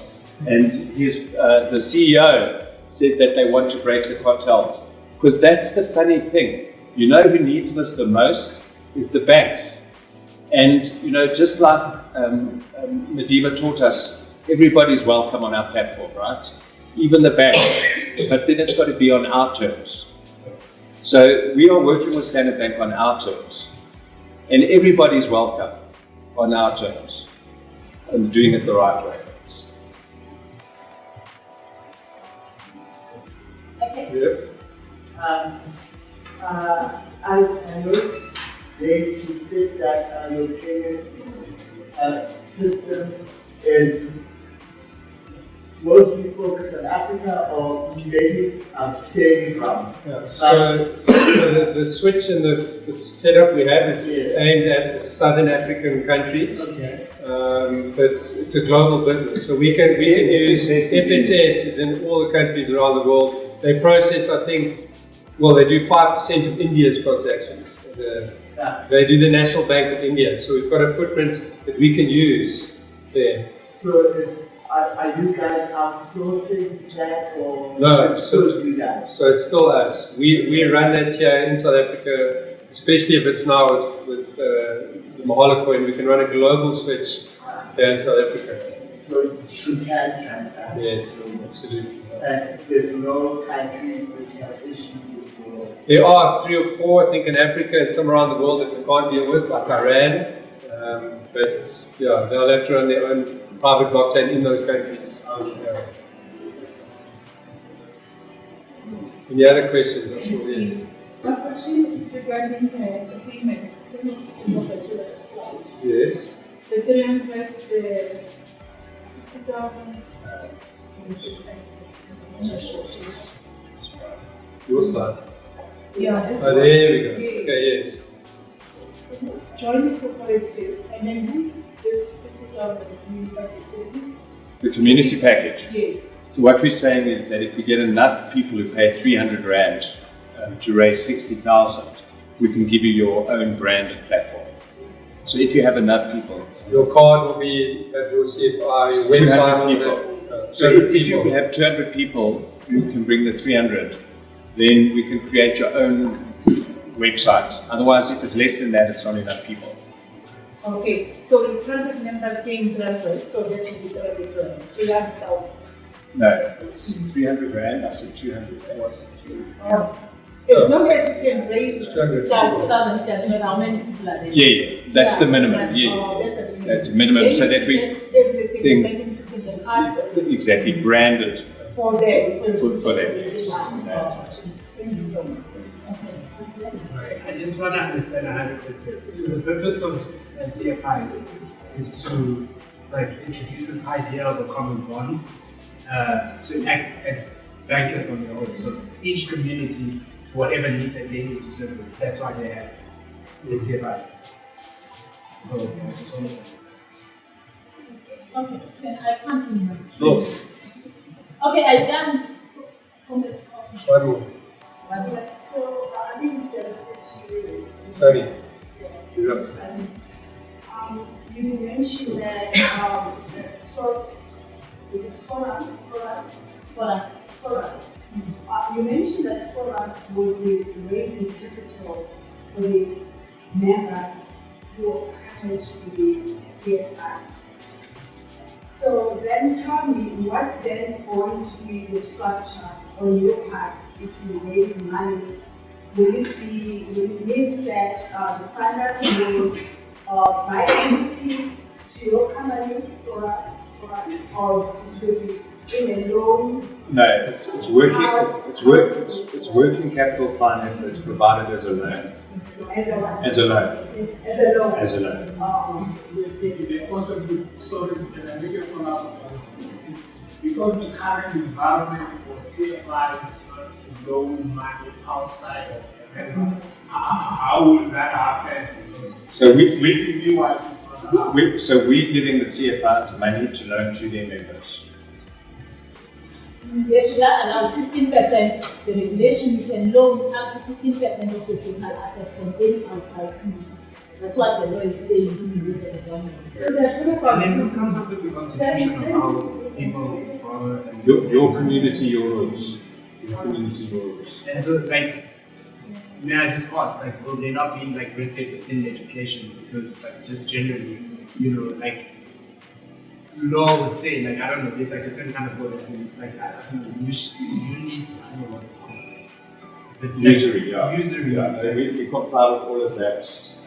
We're doing ethical working capital finance or revenue-based lending. So it doesn't fall, it can't be predatory, we're not charging interest, doesn't, the regulators will be very happy. And so, basically, is it the total wealth of the community that really, how do you, so what's the profile? How do you profile any person? No, well, the community should find a need for a carpenter, not the other way around. So if you have a bunch of students who are looking to do student accommodation, they might be able to raise, we're working with a group that managed to raise 100,000. They thought they would go into a commercial bank who would give them the difference. They're going to get nothing from the commercial bank, they're going to take a risk.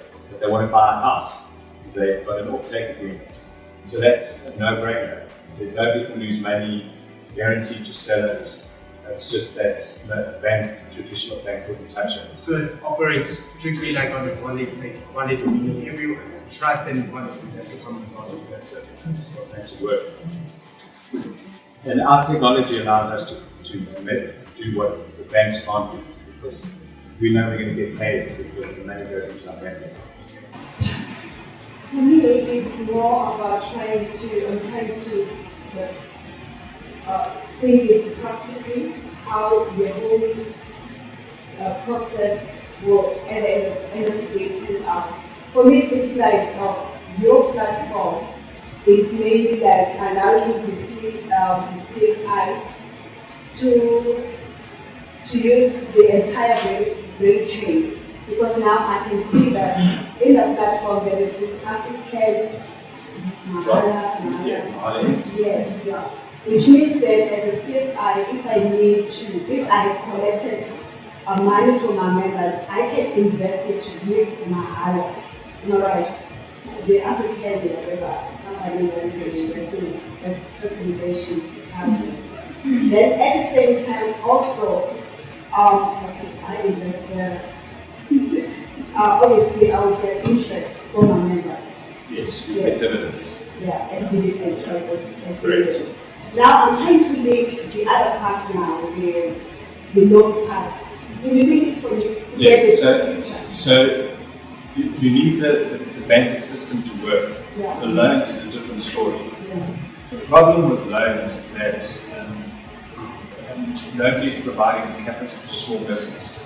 It's impossible to get a small business loan. You're right. Yes. So what we're going to do is we're going to go and raise $1.5 billion Yes. because we can control the money using our platform. So we'll be able to raise it because we list it. We don't have to say which business we're giving it to. We raise it as a bond.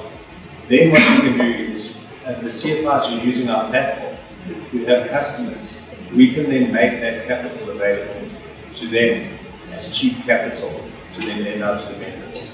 So it's to facilitate, to give the CFIs liquidity. So that we can provide the lending. It's going to kickstart everything. The problem is getting off the ground when you have nothing.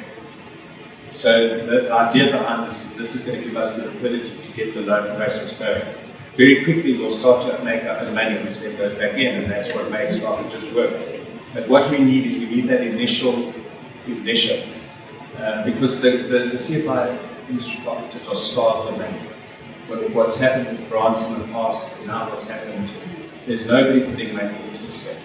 So that's what we do. We say now that we have a platform, we can go to lenders and say, give us money at wholesale prices. It's going to go to this small business and that small business, but if that small business went on their own, they have no chance. If that cooperative went on their own, they have no chance. Because the secret of finance is the more people you have, the more you can spread your risk, the more risks you can take. So that's why we need to do that, why we need to raise the money.